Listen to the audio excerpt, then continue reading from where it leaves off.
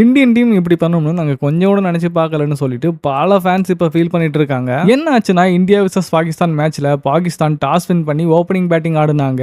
But 20 ஓவர்ஸுக்கு அவங்களால 127 runs மட்டுமே அடிக்க முடிஞ்சது. இந்த ஈஸி டார்கெட்டை இந்தியா ஜஸ்ட் இன் 15.14 ஓவர்ஸ்க்குள்ளேயே அடிச்சு முடிச்சிட்டாங்க. But after that match post match hand shake பண்ண இந்தியன் டீம் கிரவுண்டுக்கு வரல.